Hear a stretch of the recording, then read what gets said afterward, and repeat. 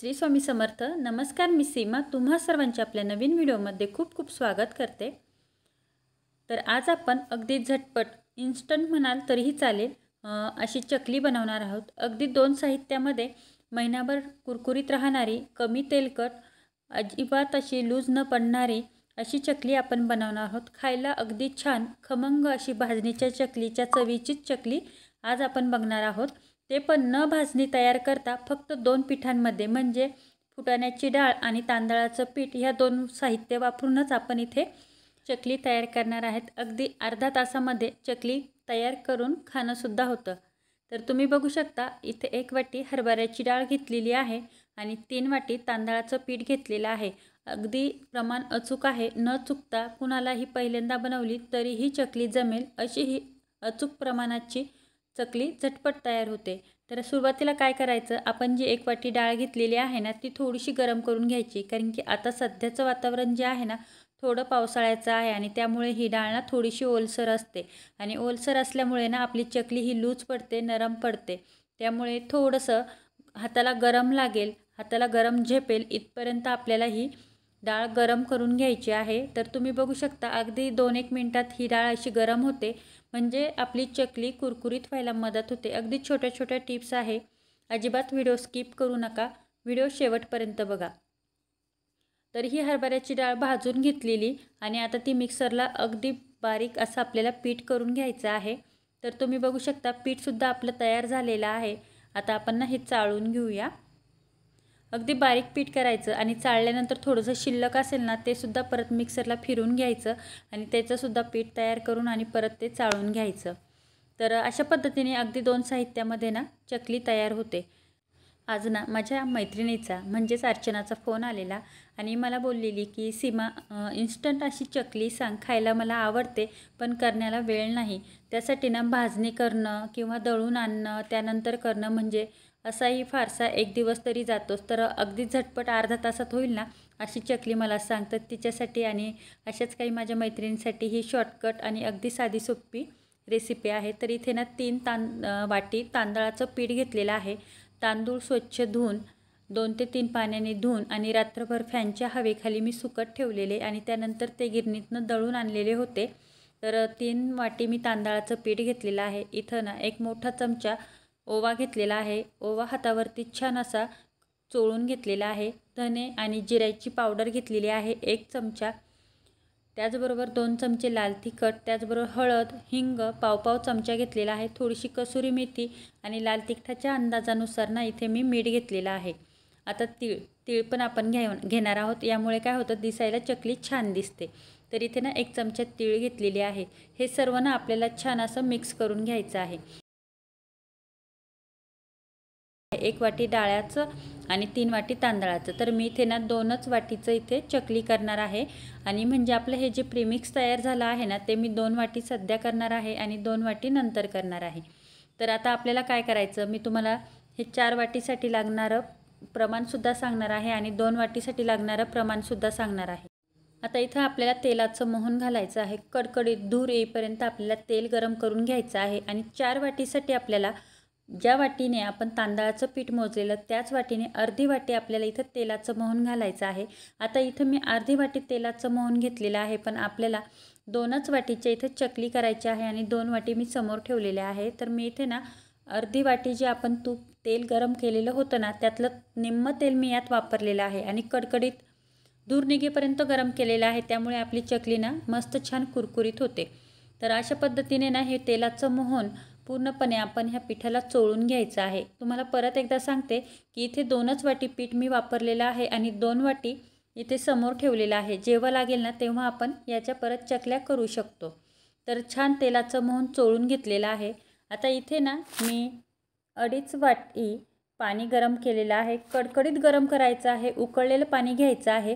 2.5 वाटी पाणी मी इथे 4 वाट्यांसाठी घेतलेलं आहे आणि इथे मी 1.5 वाटी पाणी ह्या 2 वाटीसाठी वापरलेलं आहे. 1.5 वाटी पाणी आपण गरम करायचं. ज्या वाटीने आपण पिठं मोजली ना त्याच वाटीने 1.5 वाटी गरम करायचं. तर पूर्ण 1 वाटी आपण ह्या पिठामध्ये टाकून घ्यायचं. पटकन थोडंसं चमच्याने मिक्स करायचं आणि हे पीठ ना अशाच पटकन झाकून आणि कशा तरी पातेल्याखाली किंवा कशाखाली असं पटकन झाकायचं. याची वाफ जी आहे ना ती आपल्याला इथे दाबून घ्यायची आहे गरम पाणी पटकन मिक्स करून आणि 15 मिनटं आपल्याला हे असंच झाकून ठेवायचं आहे।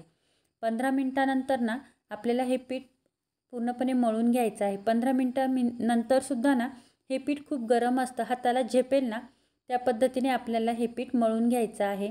आणि नंतर वरचं जे शिल्लक पाणी आहे ना, आता 1 वाटी पाणी मी इथे टाकलेलं होतं आणि अर्धी वाटी पाणी अजून शिल्लक होतं। तर हे पाणीसुद्धा आपल्याला लागणार आहे, कारण की तांदळाचं पीठ आणि डाळीचं पीठ म्हणजेच फुटाण्याचं जे पीठ असतं ना, फुटाण्याच्या डाळीचं ते पीठ भरपूर पाणी ऑब्झर्व करतं, त्यामुळे थोडं थोडं करून ना हे पाणी आपल्याला टाकायचं आहे। तर 1 वाटी पाणी मी सुरुवातीला टाकलेलं होतं आणि आता परत थोडं थोडं पाणी टाकून आणि हे पीठ आपल्याला छान चपातीच्या पिठासारखं मऊसूत करून घ्यायचं आहे। आणि तुम्ही बघू शकता पाव वाटी पाणी इथं शिल्लक आहे, कारण की 1.25 वाटी पाणी आपल्याला इथे लागणार होतं, पण आपण 1.5 वाटी पाणी गरम केलेलं होतं। तांदळाच्या किंवा डाळव्याच्या प्रमाणानुसार थोडंसं पाणी इकडे तिकडे होऊ शकतं। छान पीठ मऊसूत असं मळून घेतलेलं आहे। चांगल्या तळ हाताने आपल्याला हे पीठ मळून घ्यायचं आहे आणि चकलीचा सोऱ्या मी घेतलेला आहे, त्याला चकलीची चाळणी लावून घेतलेली आहे आणि हे मऊ केलेलं पीठ जे आहे ना ते चकलीच्या सोऱ्यामध्ये टाकून घ्यायचं आहे। आणि सुरुवातीला मी इथे डिशवरतीच चकल्या तयार करणार आहे। तर मी माझ्या मैत्रिणीलासुद्धा ही रेसिपी सांगितली आणि तिने लगेचच बनवल्या। अगदी अर्ध्या तासामध्ये तिच्या चकल्या तयार झाल्या आणि तिने मला रिप्लाय दिलेला आहे की सीमा खरंच खूप छान चकल्या तयार झालेल्या आहे आणि प्रीमिक्ससुद्धा आपण असं जर बनवून ठेवलं ना तर पटकन असं काहीतरी आपण करू शकतो। अगदी झटपट अशा ह्या चकल्या होतात आणि तुम्ही बघू शकता की पीठ जर आपलं छान असं वाफ दाबून आपण जेव्हा 15 मिनटासाठी ठेवतो ना तेव्हा छान असं भिजल्या गेलं ना, छान वाफ दाबल्या गेली ना तर अजिबात आपल्या चकल्या ह्या चिरत नाही आणि त्यानंतरसुद्धा ना खूप छान मऊ असं हे पीठ आपल्याला मळून घ्यायचं आहे अगदी चपातीच्या पिठासारखं। त्यामुळे ना अजिबात चकल्यांना तडे जात नाही किंवा आपल्या चकल्या करताना तुम्ही बघू शकता अजिबात तुटत नाही, एकसारखं पीठ खाली येत आहे आणि काटेदार मस्त छान अशी ही चकली होत आहे। तेलाचं मोहन जरी जास्त प्रमाण जर झालं ना एखाद्या वेळी तर तेलात तळताना ही चकली विरघळल्या जाते, त्यामुळे तेलाचं मोहनसुद्धा अगदी प्रमाणात घ्या की अर्धी वाटीच आपल्याला 4 वाटीसाठी अर्धी वाटी आपल्याला इथे तेल वापरायचं आहे। खूप छान चकल्या झाल्या आहेत, चवीलासुद्धा अगदी भाजणीच्या चकलीसारखीच ही चकली लागते चवीला। असं प्रीमिक्ससुद्धा आपण बनवू शकतो दिवाळीलाच काय 12ही महिने जेव्हा आपल्याला वाटेल ना तेव्हा आपण अशी चकली तयार करून खाऊ शकतो। तर अशा पद्धतीने डिश अगदी अलगद हातावरती घेऊन आणि आपण असं तेलात चकली सोडू शकतो। तेलाचं प्रमाण जर म्हटलं तर अगदी कडकडीत गरम पण नको आणि अगदी कोमट पण नको। आपण चकली सोडल्यानंतर चकली तळायला गेली पाहिजे, लगेचच वरती आली नाही पाहिजे। लगेचच वरती आली तर तेलाचं प्रमाण हे जास्त कडकडीत तापलेलं असेल तर चकली आतून कच्ची राहते आणि वरनं कलर लगेचच चेंज होतो तिचा, त्यामुळे चकली टाकल्यानंतर ती तळायला गेली पाहिजे आणि गॅसची फ्लेम ही आपल्याला कमी ठेवायची आहे सुरुवातीला। जेव्हा थोडीशी कडक आपल्याला चकली झाली आणि बबल्स थोडेसे कमी झाले तेव्हाच आपल्याला ही चकली उलटून घ्यायची आहे। मीडियम गॅसवरतीच आपल्याला दोन्ही साईडने छान रंग येईपर्यंत ही चकली तळून घ्यायची आहे। 5 ते 7 मिनटं लागतात।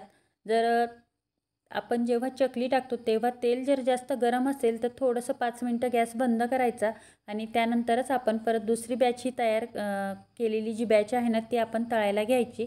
थोडीशी झाऱ्याला आपल्याला जाणवतं की ही थोडीशी क्रिस्पी झालेली आहे, तेव्हाच आपल्याला ही चकली पलटवून द्यायची आहे। लगेचच जर पलटवली ना तर चकलीचे तुकडे होऊ शकतात, त्यामुळे थोडीशी कडक होऊन द्यायची आणि त्यानंतरच ही पलटवून घ्यायची आहे।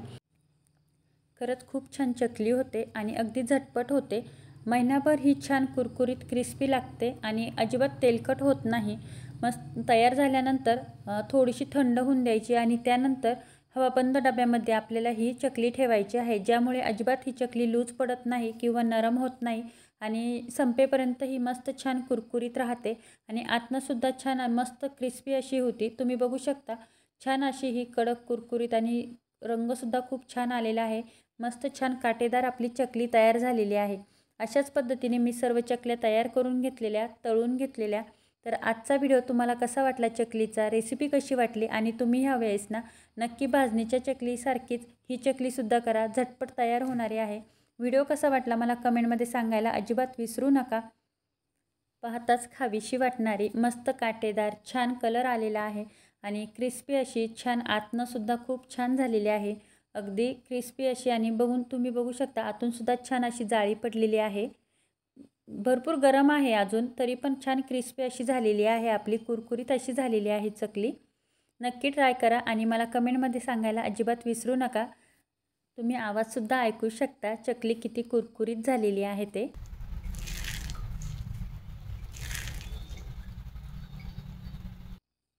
तर अशा पद्धतीने ना अर्चनासोबत मी तुम्हालासुद्धा मैत्रिणींना, ताईंना ही झटपट अशी खमंग चवीची आणि अगदी कमी साहित्यात चकलीची रेसिपी सांगितलेली आहे. तर ह्या दिवाळीला ना अशा पद्धतीने चकली नक्की तयार करून बघा आणि मला कमेंटमध्ये सांगायला अजिबात विसरू नका की आजची चकलीची रेसिपी तुम्हाला कशी वाटली. चला तर मग जास्त उशीर न करता परत पुढच्या रेसिपीसोबत पुन्हा भेटूया. तोपर्यंत श्री स्वामी समर्थ. व्हिडिओ पाहिल्याबद्दल धन्यवाद. थँक्यू.